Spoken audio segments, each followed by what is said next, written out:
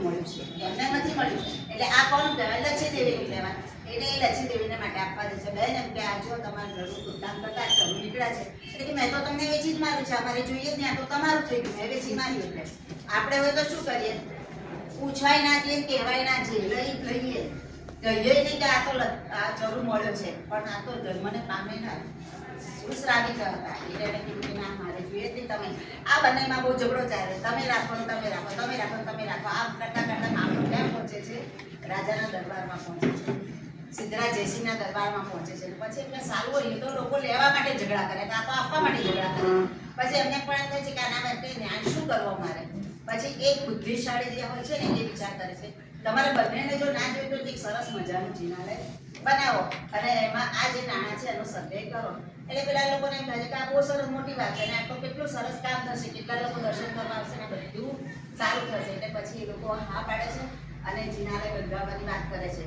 કહેવાનો મતલબ શું છે? શ્રાવિકા શું ના કરી શકે? શ્રાવિકા બધું કરી શકે, જિનાલય બંધાવે છે. અને પાછું જિનાલય બંધાવ્યા પછી આ સિદ્ધરાજ જયસિંહના ત્યાં વાત થઈ ને, એટલે સિદ્ધરાજ જયસિંહ એમ થયું કે આવા સરસ ગુણીજન મને જો મંત્રી તરીકે અહીંયા મળે તો બહુ સરસ. તો પછી અમને મંત્રી તરીકે રાખી લે છે. જો આજે ઉદયે જરૂર નહીં આપ્યા હોત એને મંત્રી પદ મળત ના મળત ને. એટલે એને જો ભાવ જેવા આપણે રાખીએ ને એવું પરમાત્મા આપણું કામ કરે છે. એટલે એને ઉદય મંત્રી તરીકે ત્યાં સ્થાપે છે અને ઉદય મંત્રી થાય છે. અને પછી એને કારણે આપણને કયા મારા હરિ નહીં ના હરિભદ્ર સિંહ નહીં, આપણને પેલા હા હેમચંદ્રાચાર્ય. અને આ જે છે ને આપણા સુશ્રાવકો છે અને એને કારણે હેમચંદ્રાચાર્ય આપણને મળે અને એમને કેટલી બધી ગાથાઓ રચીને કેટલું બધું સરસ ધર્મને આગળ લઈ ગયા છે. કહેવાનો મતલબ એ છે કે જે જૈન ધર્મને સમજે છે, પાળે છે, અનુસરે છે તેને પરમાત્મા ક્યારેય દુઃખી થવા દેતા નથી. અહીંયા આપણે બે શ્રાવિકાઓની વાત કરી, બંને શ્રાવિકાએ કેટલું સરસ કામ કર્યું. લચ્છી દેવીએ પેલા લોકોને આશ્રમ આપ્યો અને એ લોકો એની શ્રાવિકાએ પણ કીધું કે આપણાથી આવનાર બહેને જે રહે છે તમે આપી દો. તો કહેવાનો મતલબ એ છે કે શ્રાવિકા શું ના કરી શકે? આપણે શ્રાવિકા જે પણ ઈચ્છીએ કરી શકીએ છીએ. બીજી એક નાની સ્ટોરી જોઈ, બરોડાનો કિસ્સો છે. એક નાનકડી દીકરી હોય છે 4 વર્ષની, એના મમ્મી પપ્પા હોય છે. દીકરી અચાનક માંદી પડે છે. માંદી પડે છે ને એટલે એને દવાખાને લઈ જાય છે. દવાખાને લઈ જાય છે એટલે પછી ડૉક્ટર તપાસે છે. પછી બોલો ડૉક્ટર શું છે? એટલે કે ભાઈ તમારી દીકરીના હાર્ટની તકલીફ છે અને એને બચાવવા માટે 70% ચાન્સ એવા છે કે જો એને ઓપરેશન કરવામાં આવે તો તમારી દીકરી બચી જાય. શું કરે? હા, ઓપરેશન કરે. એટલે એ લોકો નિર્ણય કહે છે કે ઓપરેશન કરવાનું છે. એટલે ડૉક્ટરને કહી દે છે કે કરવાનું છે, આપણું નક્કી છે. એટલે ડૉક્ટર કહે છે સારું. એટલે ડૉક્ટર પછી તારીખ નક્કી કરી અને કે છે આ દિવસે આપણે ઓપરેશન કરીશું. મીનવાઇલ શું થાય છે કે દીકરીની મમ્મી જે હોય છે એ પણ શ્રાવિકા હોય છે. શ્રાવિકા હોય છે એટલે રોજ જે એની દીકરીને શું કહે, બેટા જો તારા હૃદયમાં જે પરમાત્મા છે ને આ પરમાત્માના દર્શન ડૉક્ટર અંકલને કરાવવાના છે તો તું કરવા દઈશ અમને? મમ્મા તમે કહો છો તો હું કરાવવા જ દઉં ને, શું કરવા ના પાડું? એટલે તને બીક નહીં લાગે ને? એટલે રોજ જે આની વાત કરે એટલે પેલી દીકરીના મગજમાં કપાઈ ગયું કે ભાઈ ડૉક્ટર અંકલને મારા હૃદયમાં જે પરમાત્મા છે એના દર્શન કરાવવાના છે. એટલે મેન્ટલી છોકરીને પ્રિપેર કરી દીધી બરાબર. ઓપરેશનનો દિવસ નક્કી થઈ જાય છે, ઓપરેશન આવી જાય છે તારીખને સમય. દીકરીને હોસ્પિટલમાં દાખલ કરે છે, ઓપરેશનની તૈયારી થાય છે અને જ્યાં તૈયારી થાય છે ઓપરેશન ચાલુ બી થઈ જાય છે અને વચ્ચે બ્લડ સર્ક્યુલેશન બંધ થઈ જાય છે. ડૉક્ટર એકદમ ટેન્શન થાય છે. એટલે આપણે જ્યારે ટેન્શનમાં તો શું યાદ આવે? પરમાત્મા યાદ આવે ને. એટલે હાથ જોડી આંખો બંધ કરીને પરમાત્માને વિનંતી કરે છે, હે પરમાત્મા આ દીકરી અને માતાની ધર્મ પ્રત્યેની જો શ્રદ્ધા દ્રઢ હોય તો આજનું ઓપરેશન સક્સેસ થવું જ જોઈએ. બાજુમાં આસિસ્ટન્ટ ડૉક્ટર એ જ વખત એમને હલાવે છે, ડૉક્ટર ચમત્કાર તો કે શું થયું? તો કે બ્લડ સર્ક્યુલેશન ચાલુ થઈ ગયું. ડૉક્ટરના આંખમાંથી ધડ આંસુ વહી આવે છે. કેમ કે આટલી બધી શ્રદ્ધા ધર્મ પ્રત્યેની જોઈને એને માની નીકળી. ઓપરેશન સરસ સક્સેસ જાય છે, દીકરીને બહાર લાવવામાં આવે છે, દીકરી બહારમાં આવે છે એટલે ડૉક્ટર ફોલોઅપ માટે જાય છે અને પૂછે છે બેટા કેમ છે, તું મજામાં છે ને? તમે તો કે છે ડૉક્ટર સાહેબ હું તો મજામાં છું પણ મારા હૃદયમાં રહેલા જે પરમાત્માના દર્શન તમે કર્યા ને એ પરમાત્મા કેવા લાગતા હતા? દીકરા આજ દિન સુધી મેં આવા પરમાત્મા નથી જોયા, એવા તારા હૃદયમાં રહેલા પરમાત્માને મેં જોયા છે. કહેવાનો મતલબ એ છે કે શ્રાવિકા બહેનો શું ના કરી શકે. આપણે આપણા બાળકોને જો તૈયાર કરવા હોય તો આપણે પણ આ બધી ટેકનિકો અપનાવી અને કરવા જોઈએ. પણ અત્યારે મોટા ભાગે હું એ જ કહી દઉં છું અત્યારે શું થઈ ગયું છે, એનાથી રિવર્સ એન્ટ્રી થઈ ગઈ છે. અત્યારે છોકરા આપણને હેરાન કરે, પછી કે મોબાઈલ. આપણે શું કરીએ? કશું નથી સૂતું, મોબાઈલ લઈને બેસી જઈએ. આ તો સારું છે કે ચતુર્માસ આવે છે, સાધ્વી ભગવાન પધારે છે, તો કમસે કમ 4 મહિના તો 4-5 મહિના તો આપણે નિયમમાં રહીએ છીએ, અને એટલું ઓછામાં ઓછું આપણે વાપરીએ. બાકી તો 24/7 જ્યારે જોઈએ ત્યારે ક્યાંય જવાની જરૂર નહીં, બધું ઘરમાં. અને પાછા ઘરમાં એક તો હોય નહીં મોબાઈલ, જેટલા માણસ એટલા મોબાઈલ. અને એમાં જો સારું બી આવે છે અને ખરાબ પણ આવે છે. કેટલું ગ્રહણ કરવું ને કેટલો ટાઈમ લે એ અગત્યનું. બાકી મોબાઈલ હું લઉં કે તમે લો હાથમાં, અને એના એડિક્ટ થઈ ગયા છે આપણે, આદતી થઈ ગયા છે. તો આ બધી આદતો છોડવા જેવી છે, અને આ બધું ધર્મ કરવા જેવું છે. હવે એની અંદર મેઇન વાત આપણે આવે છે જીનાલય શુદ્ધિકરણ. જીનાલય શુદ્ધિકરણ તમારા ત્યાં કેટલી વાર થાય છે? એક વખત આપણે વર્ષમાં મોટા ભાગે જીનાલયની વર્ષગાંઠ આવે ત્યારે મોટા ભાગે એના પહેલા શુદ્ધિકરણ થાય.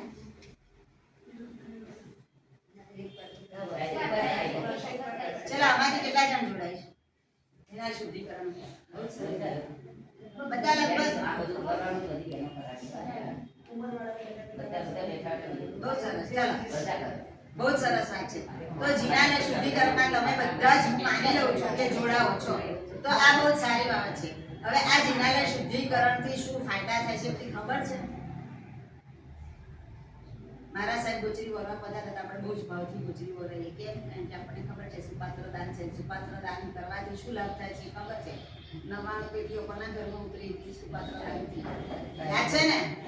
હા, તો પછી આપણને લાભ ખબર છે, પણ આ જીનાલય શુદ્ધિકરણથી શું લાભ થાય છે ખબર છે? કોને ખબર છે? કોણ કહેશે?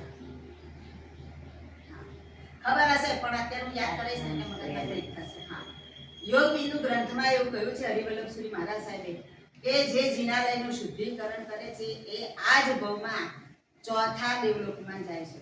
ખબર છે આપણને? નહીં. હવે તો કરવું જ જોઈએ, ના કરતા હોય તો બરાબર ને, કારણ કે 4થા ભવમાં દેવલોકનું આયુષ્ય મળે છે. બીજું, સંઘની સુખ સમૃદ્ધિમાં વધારો થાય છે. સંઘની માં ક્યારે થાય? આપણી થાય તો સંઘની થાય, બરાબર ને? એટલે આપણી પણ સુખ સમૃદ્ધિમાં વધારો થશે. જીનાલયમાં જે દેવી અધિષ્ઠાય દેવી દેવતાઓ છે એ બધા જાગ્રત થાય છે. આપણે જીનાલયનું શુદ્ધિકરણ કરીએ ને ત્યારે તો દેવો જાગ્રત. આપણે બધા સાંભળ્યું છે કેટલા જીનાલયમાં રાત્રે ઘંટ અને વાજિંત્રો વાગતા હોય છે, અને દેવો ભક્તિકાર સાંભળ્યું છે ને? આમ સાંભળ્યું છે ને? ત્યારે આ બધું થાય કે ત્યાં પોઝિટિવ ઉર્જા હોય, જીનાલય એકદમ શુદ્ધિકરણ એનું સરસ થયેલું હોય તો આવે. એટલે મારા તમારા ઘેર આવે જ કોઈ નથી આવું. અને આપણે દિવાળી શું કરીએ? ઘસ એ બધું સાફ સફાઈ કરીએ. કેમ? લક્ષ્મીનો વાસ થાય. કરીએ ને આપણે? કેટલી વાર આપણા ઘરમાં સાફ સફાઈ કરીએ? આ બોલો તો મજા આવે. હા, 2-3 વખત તો થાય. ક્યારે તો દિવાળીમાં વધારાનો બધો કચરો કાઢી કાઢીએ. ચોમાસા પહેલા કરીએ, અઠાઈ હોળી આવે ત્યારે કરીએ ને. આટલી વખત આપણે અઠાઈ હોળી આવે ત્યારે મોટું કરીએ, દિવાળીમાં ફાઇનલ એકદમ પરફેક્ટ કરીએ. જેમ આપણે જીનાલયની શુદ્ધિકરણ એક વખત કરતા હોય જેમ ઘરનું શુદ્ધિકરણ એક વખત. કેમ ખરાબ ના લાગે કોઈ આવે તો? ઉવડ છે ઘરમાં એવું ના કહેવાય આપણને, આપણા માટે એવું વિરોધ ના મળે. પછી બોલો લક્ષ્મીજીનો ઘરમાં વાસ થાય. સમૃદ્ધિ જોઈએ છે આપણને, સંપત્તિ. સંપત્તિથી સમૃદ્ધિ જોઈએ છે. તો આ સમૃદ્ધિનું શું? આપણા આત્માની સમૃદ્ધિ ક્યારે થશે? આમાં બધો બહુ કચરો છે, અનાદિ કાળથી લઈને આવ્યા છીએ, તો આ બધા કચરાને પણ દૂર કરવો પડશે ને. આના માટે તો બીજું કઈ સાફ સફાઈ થાય જ નથી, તો શું કરવાનું છે? એના માટે જીનાલય શુદ્ધિકરણ કરવાનું છે. અને જીનાલય શુદ્ધિકરણ કરીશું તો આપણામાં પણ પોઝિટિવિટી આવવાની છે, અને નકારાત્મક ઉર્જા જે આપણી છે ને ઓટોમેટિક જતી રહેશે. જે જીનાલયમાં કાજો કાઢે એને ચાંડાલનો અવતાર આવતો નથી. દરિદ્રતા એના જીવનમાં ક્યારે આવતી નથી. દરિદ્રતા એટલે કઈ? સુખ સમૃદ્ધિની તો ખરી, સંપત્તિની તો ખરી, પણ આત્માની વાત છે. અત્યારે આજે આપણે જે વાત કરવાની છે મોટા ભાગે આપણે આત્માના શુદ્ધિકરણની વાત કરીશું. અને જીનાલયનું શુદ્ધિકરણ કરશું આપણામાં શુભ ભાવો આવશે, હકારાત્મક ઉર્જા આપણામાં આવશે. અને જે લોકો જીનાલયમાં આવશે, આપણે આપણા ઘરે હમણાં કોરોના આવી ત્યારે બધાને ખબર છે, બધા ઘરે સેવા પૂજા કરતા હતા. કેટલા ભાવ આવતો હતો આપણો?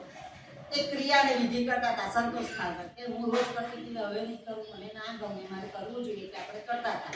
અને જેને પ્રતિમા મળી એણે, અથવા તો જેની પાસે ઘરમાં હતી એણે કરી.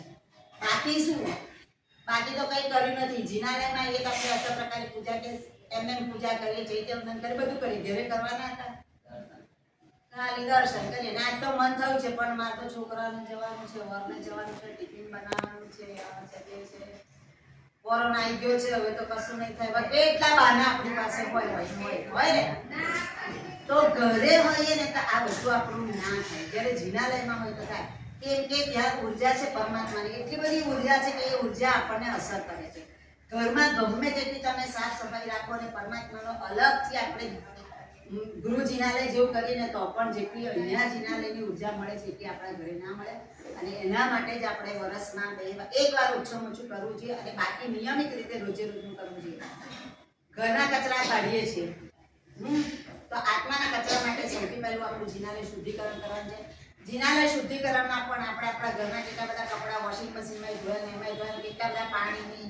જીવોની હિંસા કરી કેટલું બધું આપણે કર્યા આ બધાથી શું થશે પાપ કરવાનું બંધ થશે જ્યારે જિનાલયના અંગલુછારા સાફ કરીશું પેલો નેપકિન ઘરે ધોવા લઈ જઈશું વાસણ સાફ કરીશું તો આ બધાથી શું થવાનું છે આપણા પુણ્યનું પુણ્ય બંધાવવાનું છે કર્મની નિર્જરા થવાની છે તો આપણે આ કર્મની નિર્જરા કરવી છે 1 રૂપિયાનો ખર્ચો કરવાનો છે નથી કરવાનો મફતમાં આ બધું આપણને મળે છે આપણે કોણ છીએ વાણિયા એમાં પાછા જઈએ એટલે આપણે નફો ક્યાં મળે ને એ શોધીએ હે નફો ક્યાં મળે શોધીએ તો આપણી બધી નફાની પ્રવૃત્તિ છે 1 રૂપિયાનો ખર્ચો નહીં કરવાનો ને છતાં અનેક ઘણું અનંતા ઘણું પુણ્ય બાંધવાનું છે તો આ અનંતા ઘણું પુણ્ય બાંધવાનો જ્યારે આપણને અવસર મળે ત્યારે આ અવસર આપણે ચૂકવો જોઈએ નહીં જેટલી આપણી શક્તિ હોય એટલી આપણે ભક્તિ કરવી જોઈએ આપણે બોલીએ ખરા બધું પણ કરીએ છીએ કેટલું જો જિનાલય બંધાવવામાં આપણને જે પુણ્ય મળે છે એના કરતાં 8 ગણું પુણ્ય આપણને જિનાલયનું જીર્ણોદ્ધાર કરવામાં થાય છે અને જ્યારે એની જાળવણી કરીએ તો અનંતા ઘણું પુણ્ય બંધાય છે આપણને જિનાલય બંધાવવાની તાકાત આપણામાં છે કદાચ હશે તો આ ભૂમાં ક્યારે હશે ખબર નહીં ભાવના પાડીએ ને ક્યારે હૃદયમાં આવે જીર્ણોદ્ધાર કરાવવાનું તો શુદ્ધિકરણને સફાઈ કરીએ તો એ પણ અનંતા ઘણું પુણ્ય બંધાય છે તો અનંતા ઘણું પુણ્ય બાંધવા માટે આપણે જિનાલય શુદ્ધિકરણ કરવું જ જોઈએ અંગલુછડા ઘરે ધોવા લઈ જઈએ આટલા બધા બહેનો છે આપણે રોજ ના લઈ જઈએ તો એક દિવસ વારો કાઢીએ અને પૂજારી શેના માટે આપણે રાખીએ છીએ આ બધું કામ એમનું છે આપણું ક્યાં કામ છે આપણું તો શું કામ છે ખાલી આવવાનું દેવ દર્શન સેવા કરતી અષ્ટપ્રકારની પૂજા કરી જવાનું પરમાત્મા કોના છે થોડું મોટેથી બોલો આપણા જે પરમાત્મા કોણ જ બેટા પરમાત્મા બધા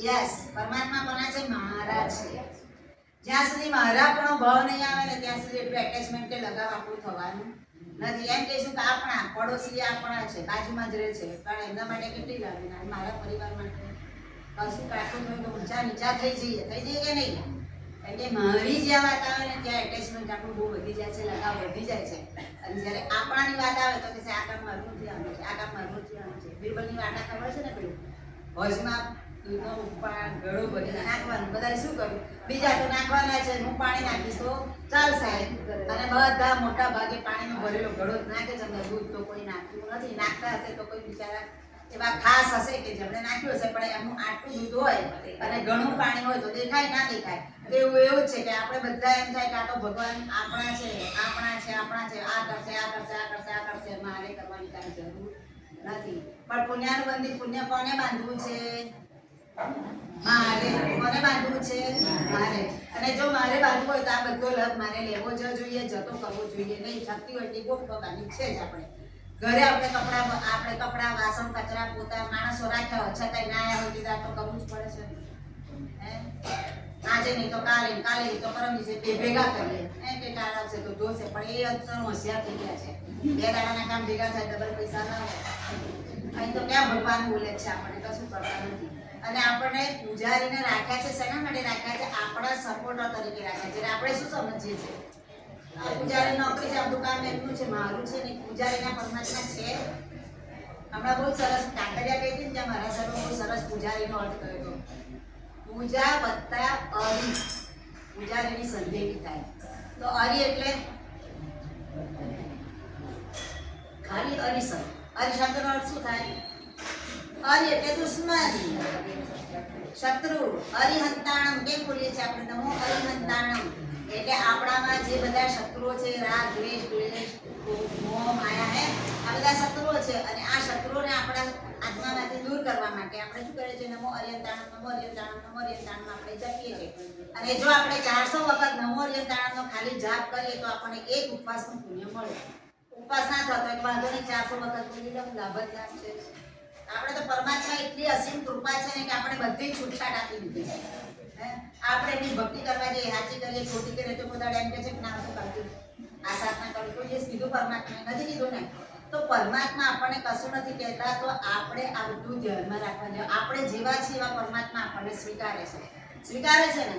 તો પરમાત્મા જો આપણે સ્વીકારતા હોય તો આપણી પણ કઈ કે જવાબદારી છે.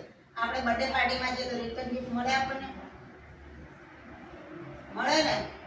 રિટર્ન ગિફ્ટ તો મળે જ ને, કારણ કે આપણે ગિફ્ટ આપીએ એટલે આપણે રિટર્ન ગિફ્ટ આપીએ કે ના આપીએ પણ રિટર્ન ગિફ્ટ તો મળે ને બેટા, રિટર્ન ગિફ્ટ. હે ને? આપણે પરમાત્માને શું આપીએ છીએ? પરમાત્મા આપણે બધું આપે છે, આપણે રિટર્ન ગિફ્ટ આપીએ છીએ પરમાત્મા? આપીએ છીએ? આ બધી નાની નાની બહુ બાબતો છે, સમજવા જેવી છે. તો આજથી આપણે નિર્ણય કરીએ કે મારી જેટલી શક્તિ છે, 5 મિનિટની શક્તિ, 10 મિનિટની કંઈ પણ શક્તિ છે, ત્યાં ગભારામાં ગમે તે પડ્યું હોય, પરમાત્મા પર પ્રેશર હોય તો આપણી પાસે 5 મિનિટનો ટાઈમ હોય તો પ્રેશર ઉતારી લે. એટલે પાછળ એક તો જો પરમાત્મા સચવાય, પાછળથી જે લોકો ભક્તિ કરવા આવે એ લોકોના ભાવ સારા. બરાબર છે ને? તો આવી નાની નાની બાબત, ભંડાર ઉપર બધું ગમે તેમ પડ્યું છે, ફળ, નિવેદ બધું ગમે તેમ પડ્યું છે, તો જે તે સ્થાને મુકાય. ચોપડ બધી અસ્ત વ્યસ્ત, આપણે ચોપડે લઈએ સ્તવન ગાવા, પછી કેમ મૂકીએ? ત્યાં બેઠા હોય ત્યાં સાચો ને બધું કરી પાટલો લઈને બેઠા, પતી ગયું. પછી એમને જો લઈએ તો બહુ સારી વાત છે, બધાને આવી આદત નથી હોતી, પણ કેટલાકને ઉતાવળને કારણે કદાચ રહી જતું હોય. તો જ્યારે આપણે જે નાની નાની બાબતો આમાં પણ આપણને આપણા ઘરમાં અસ્તવ્યસ્ત પડી રાખીએ, કંઈ પણ વસ્તુ આડી ઉડી પડી તો એ વરના છોકરા જાય એટલે બધું કરી ધમ ધવાઈ મંડી પડીએ, ઘર ચોખ્ખું કરે કરીએ ને. આપણને આવો વિચાર આવ્યો કે ક્યારે દેરાસરમાં કરીએ, ઉપાશ્રયમાં કરીએ, ગમે તે. તો આજથી આપણે નક્કી કરીશું કે જ્યારે આપણે જિનાલયમાં જઈએ, આપણી પાસે જેટલો ટાઈમ છે તો એટલું ત્યાં દૈનિક શુદ્ધિકરણનું કામ પણ કરી શકીએ અને વાર્ષિક શુદ્ધિકરણનું કામ કરી શકીએ.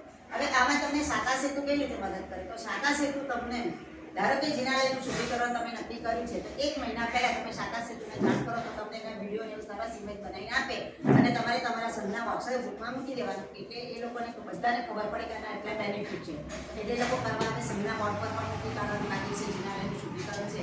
એટલે બધા પોતાના જે પણ પ્રોગ્રામ હોય એ દિવસે પ્રોગ્રામ ના કરે, આડાવડા દિવસે કરી દે અને એ દિવસે શક્ય હોય તો સમજાવણ રાખી દેવાનું.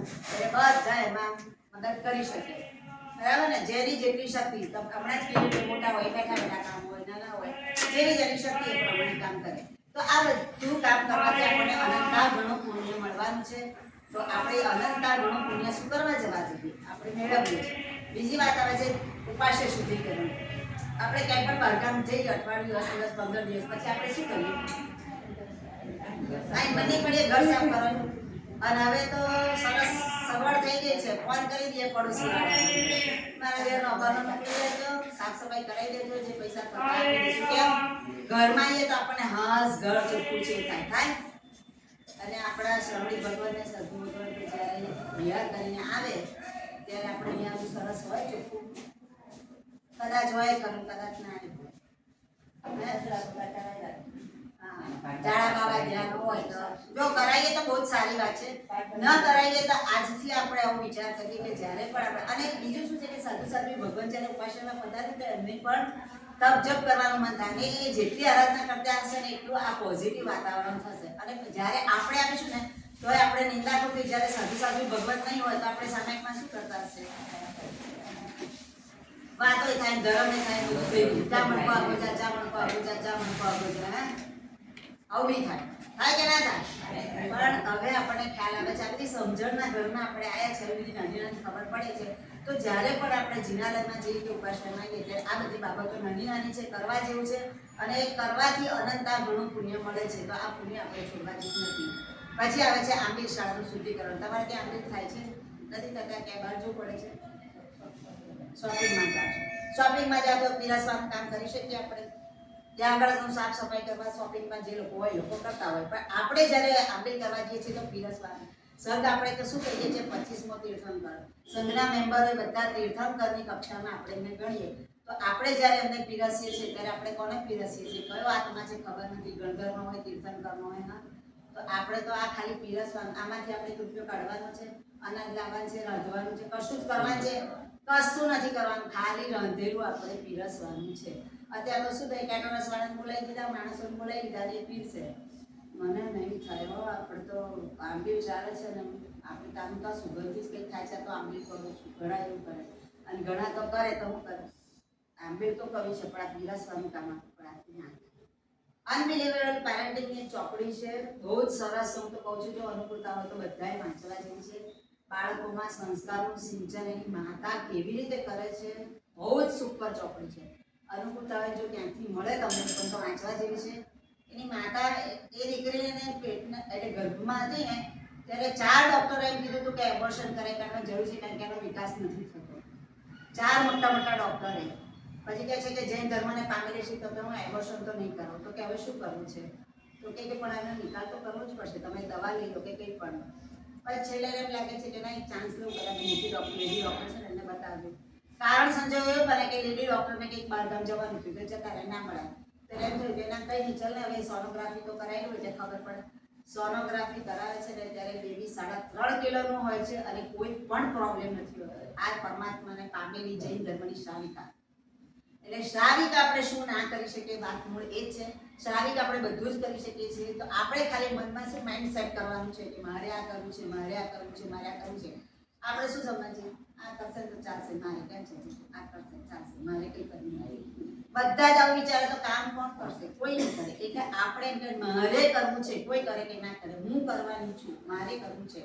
જો આ મનમાં ઠાની લઈશું તો આપણે બધા જ કામ પ્રેમથી કરી શકીશું, સરસ કરી શકીશું અને અનંતા ઘણું પુણ્ય બાંધી શકીશું. અને આ બધું જ કરવાથી આપણા શરીરમાં જે પણ નેગેટિવિટી છે, નકારાત્મક જે ઉર્જા છે એ બધી પરમાત્મા જ ઓટોમેટિક આપણી દૂર કરે છે.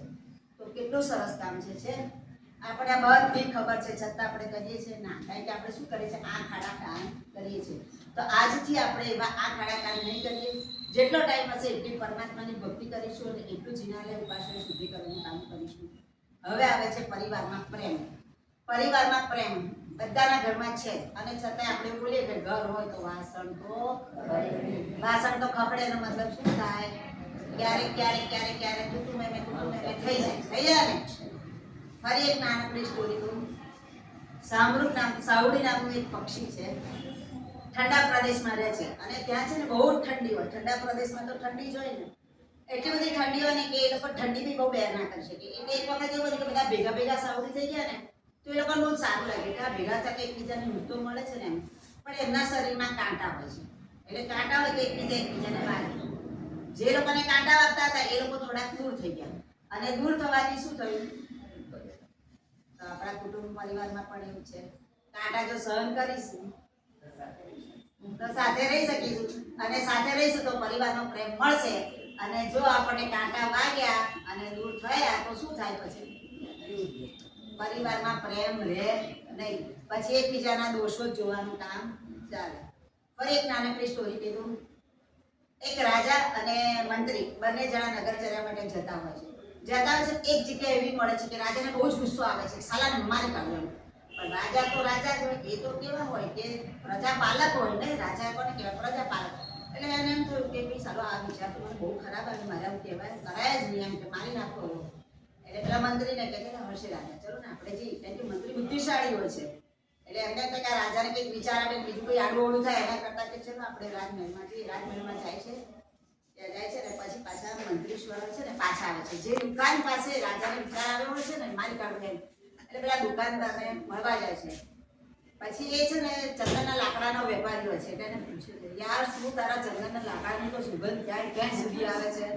એટલે કે જવા તો ને લોકો વખાણ કરે છે પણ ખરીદતું નથી. હવે તો રાજા મરે તો મારો ધંધો. રાજાને વિચાર કેમ આવ્યો તો મારી કાઢવાનો? રાજા માટે એને ખરાબ વિચાર કર્યો તો ત્યારે. તો આપણા ઘરમાં પણ કેમ આવું બને? આપણે કોઈકનું ખરાબ વિચારીએ તો આપણું ખરાબ થાય. અને પછી તો મંત્રીએ બહુ સરસ કામ કર્યું છે. સ્ટોરી લાંબી છે કે આપણે ક્યારે વાત નથી કરતા કારણ કે તમારો પણ ટાઈમ આગળ જાય છે, આપણે બીજી પણ વાતો કરીએ. એટલે આપણે જેવા વિચારો કોઈને આપીએ છીએ ને ટૂંકમાં એ બધા આપણને પાછા મળે છે. તો આપણે હંમેશા કેવા વિચારો, કોઈના માટે સારા શુભ ભાવથી સારા વિચારો કરવા જોઈએ. અને એના કારણે શું થશે, આપણું મન પણ સ્વચ્છ રહેશે, પ્રફુલ્લિત રહેશે અને સામેનાનું. એટલે આપણે જો કોઈના માટે નેગેટિવ વિચાર કરશું તો નેગેટિવ વિચાર આવવાના છે. પણ પેલા મંત્રીશ્વર તો ડાયા નોરચર હતા, એમને કેવો સરસ માર્ગ શોધી કાઢ્યો ને. એટલે આપણે પણ શું કરવાનું કે ઘરમાં આવા કંઈક ના. ફરી એક પાછી વાત કહું, નાની એક ભાઈ હોય છે, 4 વ્હીલ લઈ અને જતા હોય છે આંટો મારવા. આંટો મારવા જતા હોય છે અને પેલું જવું ના જવું ને આપણે ઘણા જવું ના જવું કરીએ પછી આપણે હેરાન જ થઈએ હોય ને એવું થાય. તો પેલા ભાઈને એવું થયું, બ્રિજ ઉપર પહોંચ્યા અને પંચર ગાડી. હવે પેલા કે મન ના નીકળ્યો હતો, હાલ થતા બધું થયું. પછી કે પણ હવે દીકરી તો ગયો, શું થયું? કઈ નહીં, પંચર પડી જાય, સ્પેર વ્હીલ છે તો બદલી કાઢો. સ્પેર વ્હીલ કાઢે છે, બદલવાનું કામ કરે છે, બદલે છે. પેલા નટ બોલ્ટ હોય છે ને, એ શું બ્રિજ હોય છે એટલે પેલા પાડી પર મૂકેલા હોય છે. પાડી પર મૂકેલા હોય છે અને પછી પેલો હોલ વાગતા હોય કે આજુબાજુ માણસ જતા હોય તો વિચાર જોવાનું લાકડિયા મારીએ ને તો આમ લેવા જાય છે તો બધા પડી ગયા ગાડીમાં. લમણે હાથ થઈને શું કરું કર્યા કરતો. એટલામાં કેટલાય લોકો પસાર થઈ ગયા, પણ કોઈ એને પૂછ્યું નહીં કે તારે શું તકલીફ છે. એક ગામડીએ જતો તો એને પૂછ્યું કે ભાઈ શું પ્રોબ્લેમ છે, તું મારું માથું ના ખા, મારું માથું બહુ દુખે છે, કોઈથી રવાના થા.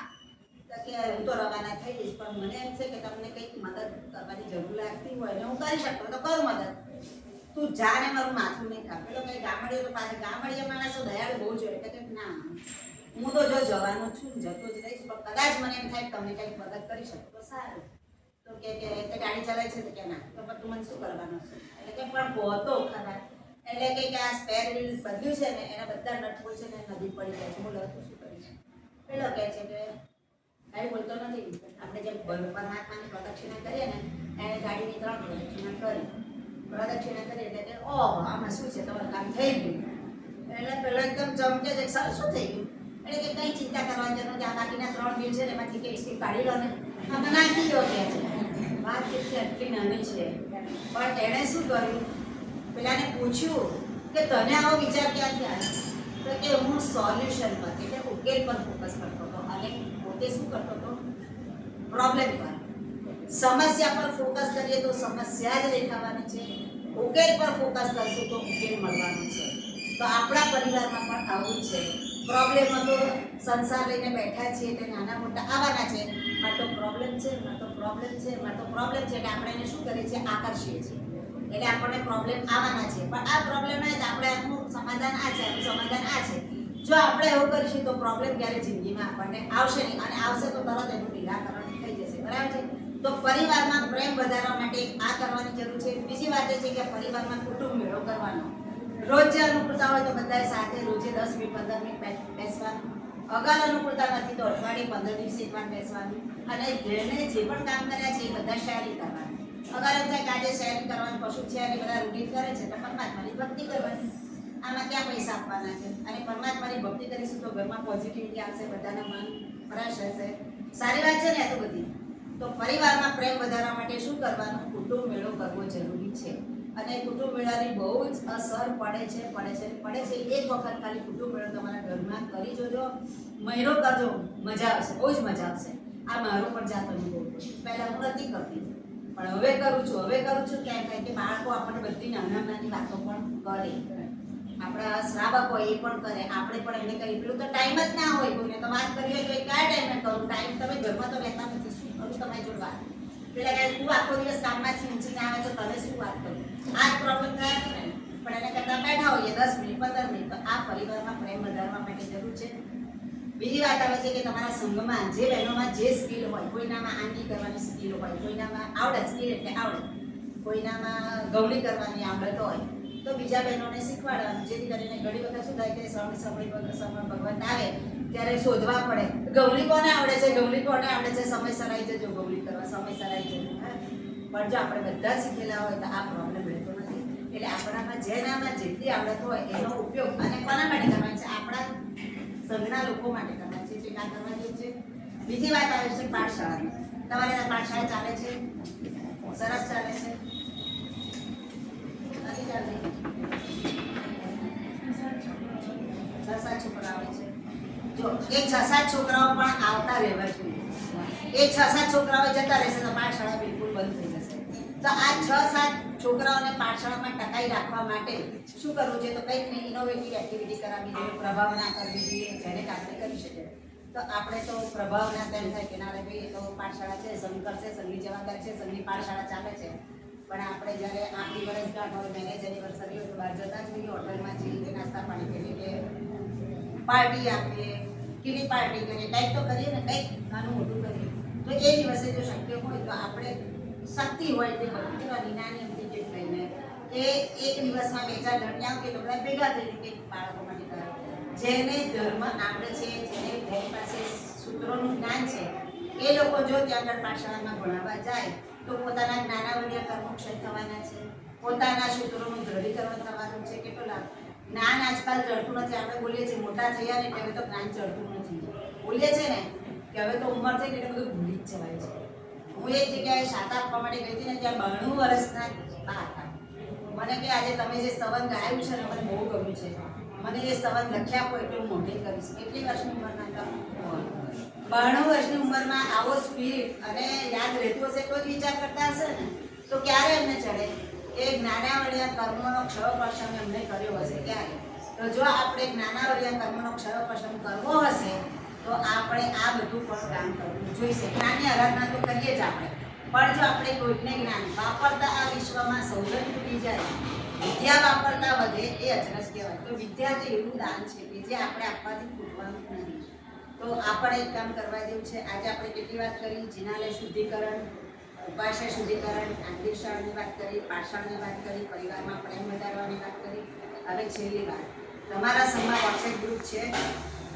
હા, તો તમારા વોટ્સએપ ગ્રુપ સંઘનું જે છે એમાં શાખા સિદ્ધનો નંબર એડ કરી અને તમારા સંઘમાં જે પણ બેસ્ટ એક્ટિવિટી થતી હોય એ બધી તમારે શાખા સિદ્ધનો નંબર એડ કરી દેશો એટલે એમાં આવી જશે.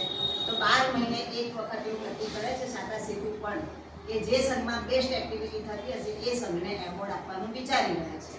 તો તમારા સંઘમાં જે પણ બેસ્ટ એક્ટિવિટી થતી હોય અને બીજા સંઘમાં ના થતી હોય તો અમે પણ એ લોકોને સજેસ્ટ કરીએ કે ભાઈ આ સંઘમાં સરસ એક્ટિવિટી થાય છે તો તમે લોકો કરો. તો એક આ પણ કામ કરવા જેવું છે. તો તમારો જે શાખા સિદ્ધનો નંબર હું હમણાં આપી દઈશ એ તમે લોકો તમારા ગ્રુપમાં એડ કરી દેજો. અને આ પ્રોગ્રામ પત્યા પછી એક 60 વર્ષથી ઉપરના શ્રાવક શાળિકાઓ માટે શાખા સિદ્ધનો પ્રોગ્રામ અહીંયા કરવાનો છે કે જેને કારણે તમારે લોકોને તમારા પરિવારમાં કે બીજા કોઈને શાખા આપવી હોય, નિર્યામણ કરાવવી હોય તો કેવી રીતે કરી શકાય? એટલે કે બધી જગ્યાએ તો શાખા સિદ્ધુ પહોંચી ના શકે. તો તમે તમારા સંઘમાં એકબીજાને શાખા આપવાનું કામ કરી શકો. હવે શાખા આપવા જ્યારે જઈએ ને ત્યારે પછી કોઈ એમ કે મારી તો બહુ આવું તો થાય તો તમારો દીકરો એવો જ છે કે તમારી બહુ એવી છે. આપણે ઘર જોડવાનું કામ કરવાનું છે, તોડવાનું કામ કરવાનું નથી. એટલે તરત જ એ વખતે હા એવું વાત છે સારું. એટલે તમને સ્ટોરી કહેતા બહુ આવડે છે, સરસ એમ. તમને કયા પરમાત્મા ગમે છે? ચલો આપણે એમની ભક્તિ કરીશું, સ્તવન ગાઈશું. તમે ગાઓ છો તો હું ગાઉં છું, સ્તુતિ તમે ગાઓ છો હું ગાઉં છું. એટલે પેલું વચ્ચે બ્રેક આવી જાય, ઉથલી કરવાની વાત બંધ થઈ જાય અને મન તરત ડાયવર્ટ થઈ જાય. તો આવી નાની નાની બાબતો આપણા ઘરમાં પણ રાખવાની છે અને બહાર પણ રાખવાની છે. જેથી શું થાય? એકબીજા સાથેનો પ્રેમ, એકબીજા સાથેનું બોન્ડિંગ બહુ જ સરસ વધે. બરાબર છે? તો હવે બીજું કંઈ તમને આને લગતી કંઈ પણ વાતો તો બહુ જ છે, કરીશું તો પૂછશે નહીં, પણ સમય મર્યાદા છે. તમારા લોકોની સામે પણ કદાચ આવી ગઈ હશે, બરાબર ને? એ બધા જે ઊભા થઈને જતા રહે તો પછી મારે ઓટોમેટિક બંધ કરવો પડે. એના કરતાં હું જ પહેલેથી બંધ કરવું એ વધારે સારું છે. આને લગતા કંઈ પણ તમને લોકોને મનમાં કંઈ પ્રશ્ન હોય તો સાહેબજી અત્યારે હાજર છે. પણ આજે જે પણ નાની નાની બાબતોની આપણે વાત કરી છે ચોક્કસ તમારા મનમાં રાખજો. અને અનુકૂળતા હોય તો આપણા શરીરની જેટલી શક્તિ છે, આપણે સંપત્તિનો તો વ્યય કરવા નથી. જ્યાં આપણને કરવા જેવું લાગે છે ત્યાં આપણે સદુપયોગ કરીએ છીએ, પણ આપણા શરીર તન મન એનો ઉપયોગ કરીને પણ આપણે અનંતા ઘણું પુણ્ય બાંધી શકીએ છીએ.